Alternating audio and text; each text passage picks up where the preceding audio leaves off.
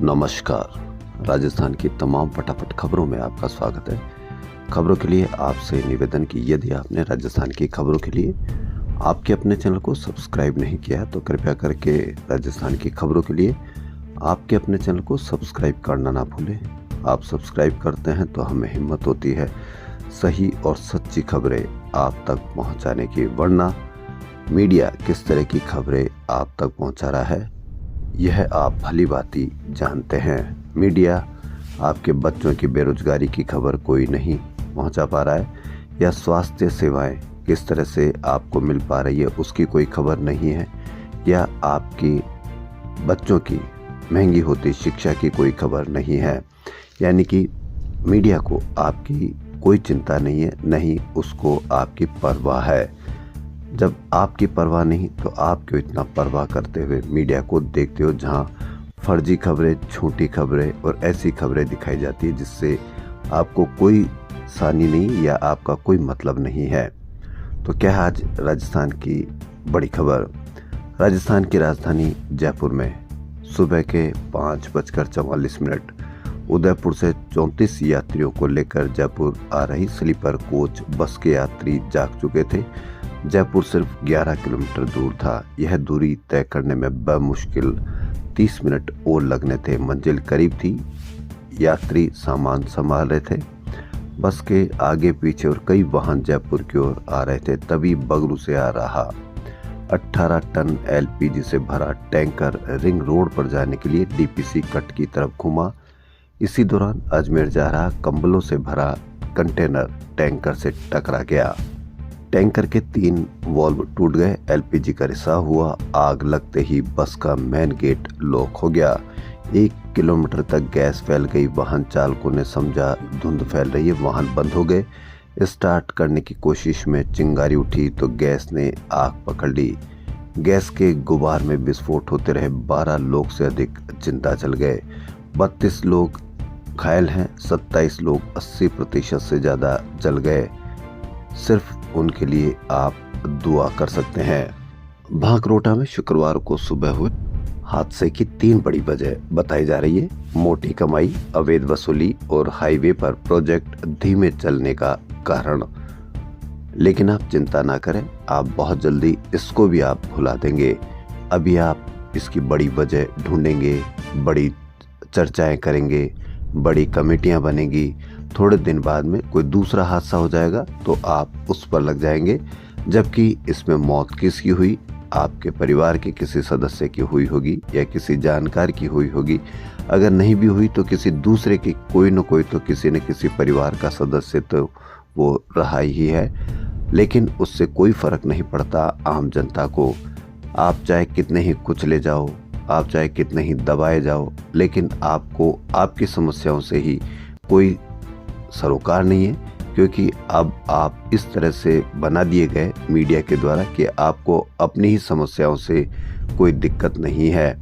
चाहे बेरोजगारी हो, चाहे बढ़ती महंगाई हो, चाहे इस तरह की आए दिन होने वाली घटनाएं हो, उससे भी आपको कोई फर्क नहीं पड़ता। आज ये पूरी दिन भर इसी तरह की चर्चाएं होगी कि किस तरह से मोटी कमाई होती है, अवैध वसूली होती है, हाईवे पर प्रोजेक्ट धीमे चलने के कारण ऐसे हादसे होते हैं, ट्रैफिक जाम होते हैं। कोई फर्क नहीं पड़ेगा आपको। आप फिर दूसरे कामों में लगे रहो, क्योंकि ये समस्या आपकी अपनी है।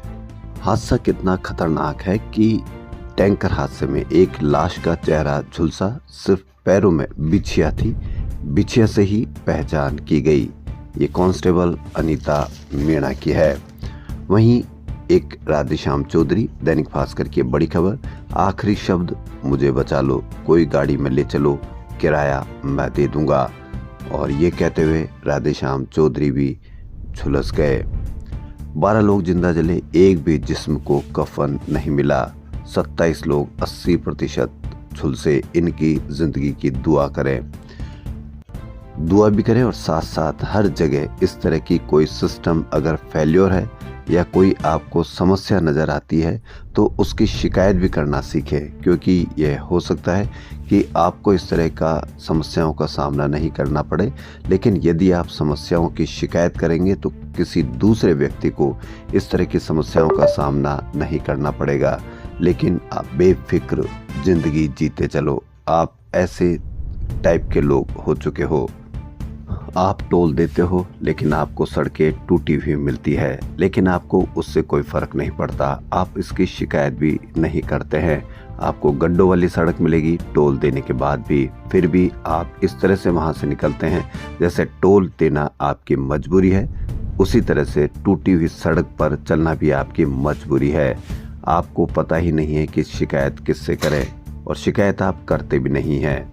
हाँ, एक बात और रह गई। अगर आप ये सोचते हैं कि भगवान की मर्जी थी तो आप इसको भगवान की मर्जी नहीं माने, क्योंकि भ्रष्ट सिस्टम की वजह से आग में जिंदा जले हैं। वहीं लोगों की सुविधा के लिए NHAI जयपुर से अजमेर के बीच में 10 फ्लाईओवर बना रहा है। इसमें से 8 शुरू हो चुके हैं। कमला नेहरू नगर फ्लाईओवर 5 दिन बाद शुरू हो जाएगा। NHAI की ढिलाई अजमेर जयपुर के बीच बनने थे 10 फ्लाईओवर, 8 बने। किसी का भी काम तय डेट को नहीं हुआ। तय डेट को क्यों नहीं हुआ? किसी ने कोई शिकायत नहीं। ऐसे हादसे होते रहे, फिर हम दूसरे हादसों की तरफ बढ़ जाएंगे। हमको कोई फर्क नहीं पड़ता। अब दूसरी खबरें। संविधान निर्माता डॉक्टर भीमराव अंबेडकर के खिलाफ देश के गृह मंत्री अमित शाह के बयान पर कड़ी आपत्ति जताते हुए प्रदेश के जिलों में कांग्रेस जनों ने जगह जगह शुक्रवार को शाह के पुतले जलाए। जयपुर, जोधपुर, अलवर, अजमेर, नागौर, करौली, दौसा, कोटा, धौलपुर और भी कई जगह यानी 30 से ज्यादा जगह जिला कांग्रेस के नेताओं कार्यकर्ताओं द्वारा पुतले दहन किए गए। अलवर में पूर्व केंद्रीय मंत्री जितेंद्र सिंह और नेता प्रतिपक्ष टीकाराम जूली ने शहर के नंगली सर्किल पर जिला कांग्रेस कमेटी की ओर से शाह का पुतला जलाकर बड़ा विरोध प्रदर्शन किया। कांग्रेस जनों ने कहा कि बाबा साहेब का नाम लेना फैशन है तो हम 1000 बार नहीं, लाख बार नहीं, जब तक जिएंगे उनका नाम लेंगे। यह फैशन जारी रहेगा।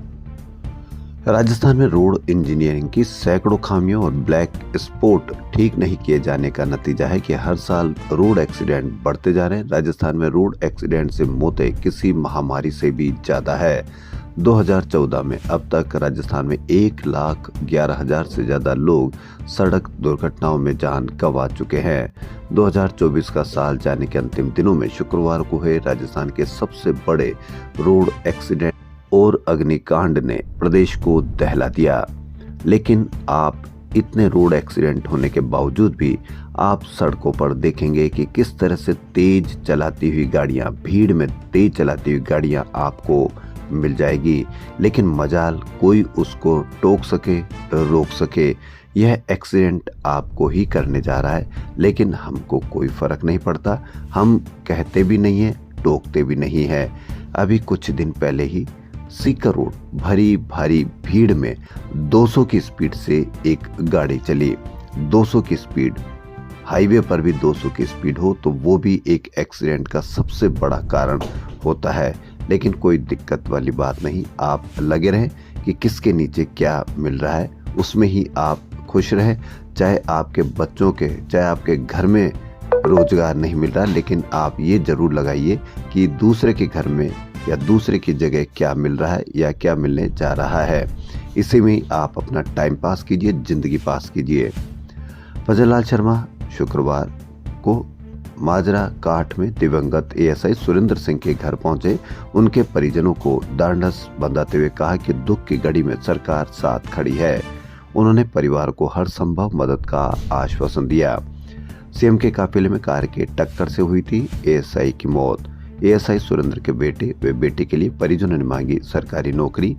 सीएम बोले हर संभव मदद करेंगे। वहीं मुख्यमंत्री भजनलाल शर्मा की उपस्थिति में शुक्रवार को मुख्यमंत्री निवास पर राजस्थान पुलिस एवं स्टेट बैंक ऑफ इंडिया के मध्य राजस्थान पुलिस सैलरी पैकेज पर MOU हस्ताक्षरित हुआ। अब पुलिस कर्मियों को 1.20 करोड़ तक का बीमा लाभ मिल सकेगा। ये समस्त परिलाभ ऑन ड्यूटी एवं ऑफ ड्यूटी दोनों स्थितियों में तय होंगे। शर्मा ने कहा कि पुलिसकर्मियों एवं उनके परिवारजनों के कल्याण की दिशा में किया गया यह एमओयू अहम कड़ी साबित होगा। राज्य सरकार आने वाले समय में राजस्थान पुलिस के कार्मिकों के कल्याण के लिए और भी आवश्यक कदम उठाती रहेगी। अतिरिक्त पुलिस महानिदेशक आयोजना डॉक्टर प्रशाखा माथुर एवं एसबीआई की महाप्रबंधक नेटवर्क प्रथम ऋतु गौड़ ने एमओयू पर हस्ताक्षर किए। एक और दैनिक भास्कर की ये बड़ी खबर, राजस्थान में 34.62 लाख बच्चों के लिए 62,146 आंगनबाड़ी केंद्रों पर सप्लाई किए जा रहे पोषाहार में भ्रष्टाचार हो रहा है। राजस्थान राज्य सहकारी उपभोक्ता संघ की ओर से सप्लाई किए जा रहे खिचड़ी के पैकेट में मूंग दाल व चावल की तय मात्रा देने का दावा किया जा रहा है, लेकिन इन पैकेट्स में मूंग दाल की मात्रा 68 से 75% तक कम दी जा रही है। दैनिक भास्कर की पड़ताल में सामने आया कि 540 ग्राम के पैकेट में 92 ग्राम के बजाय 20 से 35 ग्राम मूंग दाल दी जा रही है।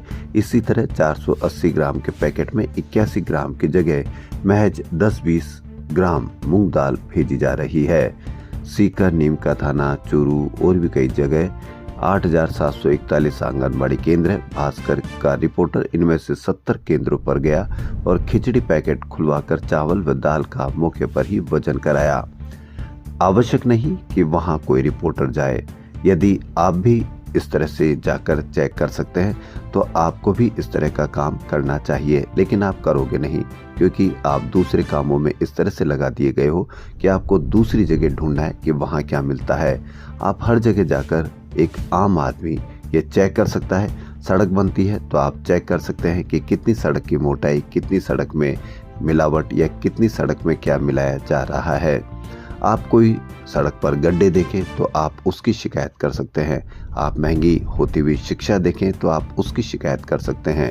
आपको यदि कोई अस्पताल में अव्यवस्था नजर आती है तो आप भी अपना काम रिपोर्टर की तरह कर सकते हैं। अब आंगनबाड़ी केंद्रों में पोषाहार में भ्रष्टाचार है। कितनी फीसदी दाल आनी चाहिए, कितनी फीसदी दाल पहुंचाई जा रही है। आवश्यक नहीं कि रिपोर्टर हर जगह जाए। आप भी अपना काम रिपोर्टर की तरह कर सकते हैं, लेकिन आप करेंगे नहीं क्योंकि आप दूसरे कामों में इतने व्यस्त हैं। आप बेरोजगार हैं, आप महंगी शिक्षा से पीड़ित हैं, आप महंगी होती अस्पताल व्यवस्थाओं से पीड़ित हैं, फिर भी आप बेफिक्र है। अजमेर दरगाह में श्री संकट मोचन महादेव मंदिर होने के दावे को लेकर पेश किए गए वाद में शुक्रवार को अदालत में सुनवाई के दौरान न्यायाधीश मनमोहन चंदेल ने वादियों और प्रतिवादियों तथा इस मामले में पक्षकार बनने के लिए आए 5 लोगों के प्रार्थना पत्र पर वकीलों की दलीलें सुनी। प्रतिवादीगण के प्रार्थना पत्र पर दस्तावेज पर लेते हुए अदालत ने वादी पक्ष को निर्देश दिए कि वह 7 दिन में प्रतिवादियों को याचिका में पेश किए गए दस्तावेज उपलब्ध करवाए। पक्षकार बनने के लिए प्रार्थना पत्र व दरगाह कमेटी के प्रार्थना पत्र पर अदालत ने वादी को जवाब देने के लिए अगली सुनवाई 24 जनवरी तय की है। झालावाड़ की ये खबर, हाई लेवल पुल निर्माण कार्य शुरू करने की मांग को लेकर कस्बे में राष्ट्रीय किसान संगठन के जिला मंत्री राम गोपाल व्यास ने अनूठा तरीका अपनाते हुए पेड़ पर चढ़कर विरोध जताया।